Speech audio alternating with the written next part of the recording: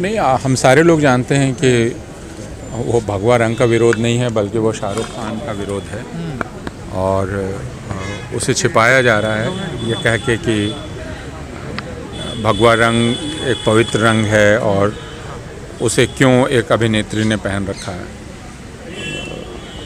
यह अपने आप में एक पाखंड है। इस बात को हम सारे लोग जानते हैं। जिन लोगों ने हिंदी फिल्में देखी हैं, जिन्होंने जो हिंदी गाने देखते रहे हैं, वे ज़माने से भगवे को इस रूप में देखते आ रहे हैं। इसलिए वह ऐतराज़ नहीं है। ऐतराज़ ये है कि इसमें शाहरुख खान है और असल हमला शाहरुख खान पर है।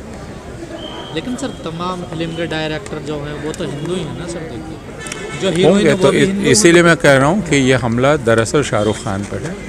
इसको छिपाया जा रहा है, झूठ बोला जा रहा है। जैसे हमेशा ही झूठ बोला जाता है हिंदुस्तान में, वैसे झूठ बोला जा रहा है, क्योंकि वो खुलकर ये नहीं कहना चाहते कि वो शाहरुख खान पे हमला कर रहे हैं। लेकिन सर भगवा संगठन तो इसका विरोध कर ही रहे हैं, लेकिन सरकार भी तो इसका विरोध कर रही है, कई मंत्रियों के बयान आ रहे हैं सर। इससे हिंदुस्तान की उस हास्यास्पद स्थिति का पता चलता है जिसमें हम सारे लोग पहुंच गए हैं, जिसमें मंत्रीगण एक गाने के कुछ सेकंड पर अपना इतना वक्त ज़ाया करते हैं और जो उनका काम है वे नहीं करते।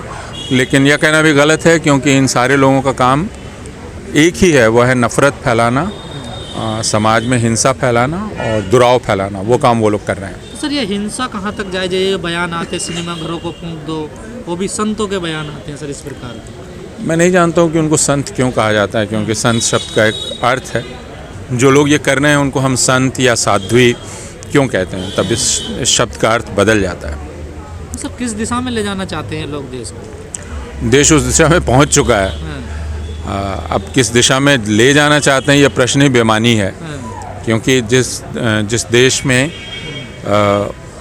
एक मोरबी का पुल ढह जाए, उसमें 135-150 लोग मारे जाएं और उसके बाद उसी शासक दल का विधायक वहाँ भारी बहुमत से जीत जाए, तब उस देश के बारे में सोचना ही व्यर्थ है और पूछना ही व्यर्थ है कि वो किस दिशा में जा रहा है। लेकिन सर आपने शाहरुख खान जी का जिक्र किया, लेकिन कहा जा रहा है दीपिका जेएनयू गई थी, इसलिए भी विरोध है। बिल्कुल, दीपिका पादुकोण का भी विरोध है, क्योंकि दीपिका जेएनयू गई थी और मध्य प्रदेश के मंत्री ने कहा कि वे टुकड़े टुकड़े गैंग के सदस्य हैं। तो यह बात बहुत स्पष्ट है, जिसको पिछले दिनों कोलकाता फिल्म समारोह में अमिताभ बच्चन ने कहा कि अगर इस देश में भी सत्यजीत रे होते, सत्यजीत रे की हालत वही होती जो उनकी फिल्म गणशत्रु में डॉक्टर गुप्ता की हुई थी। इसका मतलब इस देश में डॉक्टर गुप्ता की तरह सच बोलने पर आपकी ज़िंदगी हराम कर दी जाएगी। ये अमिताभ बच्चन कह रहा है और कोई नहीं कह रहा है। और अमिताभ बच्चन को इस सरकार का समर्थक माना जाता रहा है, लेकिन वे कह रहे हैं कि सत्यजीत रे जैसी महान शख्सियत की हालत आज इस देश में उन्हीं के फिल्म के डॉक्टर गुप्ता की तरह हो जाती। तो हम उस जगह पहुंच चुके हैं जिसमें शाहरुख खान इशारा कर रहे हैं कि दरअसल नफ़रत फ़ायदेमंद हो गई है, व्यावसायिक तरीके से फ़ायदेमंद है, राजनीतिक तरीके से फ़ायदेमंद है, और वो हम लोगों को एक दूसरे से बांट रही है। और अमिताभ बच्चन सावधान कर रहे हैं, चेतावनी दे रहे हैं कि इस देश में अब उन्मादी राष्ट्रवाद वाली फिल्में बन रही हैं जो काल्पनिक इतिहास प्रस्तुत कर रही हैं। यह अमिताभ बच्चन कह रहे हैं। तो बात बहुत साफ है, हम सारे लोगों को दिख रही है।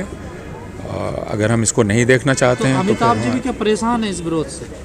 मैं नहीं जानता वो परेशान है या नहीं। मैं उनको उस वक्तव्य की बात कर रहा हूँ जो उन्होंने कोलकाता में दिया, और यह वक्तव्य उस व्यक्ति ने दिया जिसको सरकार विरोधी नहीं माना जाता है। शाहरुख खान भी मंच पर थे उसमें, और शाहरुख खान ने भी कहा कि इस नफ़रत से लड़ना ही पॉजिटिविटी है और यह नफ़रत नेगेटिविटी है। आज के दौर में मुसलमानों ने गुनाह है, जिस तरह से हम देख रहे हैं, फिल्म हो, फिल्म स्टार हो या आम आदमी हो। यह बतलाने की कोशिश की जा रही है कि मुसलमान होना अपराध है, बल्कि मुसलमान एक जायज़ इंसान नहीं है, ये बतलाने की कोशिश की जा रही है।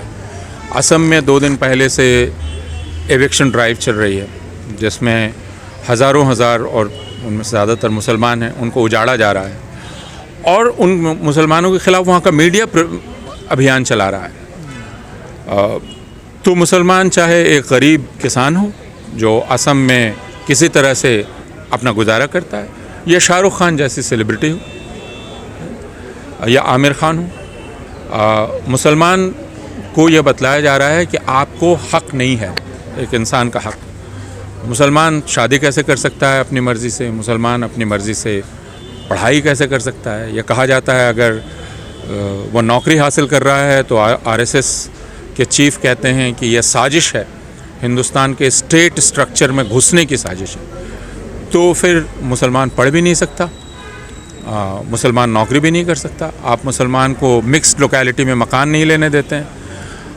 गुजरात में डिस्टर्ब्ड एरियाज़ एक्ट देख लीजिए, जहाँ मुसलमान कई जगह ज़मीन ख़रीद नहीं सकते, मुसलमानों को मकान बेचे नहीं जा सकते।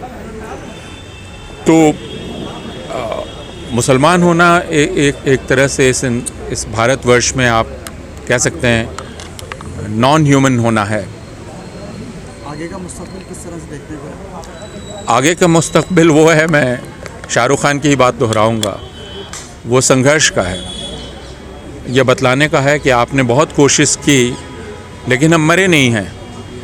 यहाँ भी आज जो बातें आपने सुनी, जामिया के तलबा की बात सुनी, अलीगढ़ मुस्लिम यूनिवर्सिटी के स्टूडेंट की बात सुनी, उन पर जो जुल्म हुआ 3 साल पहले, उसके बाद कोई खड़ा नहीं हो सकेगा। लेकिन वे खड़े थे, वे बोल रहे थे।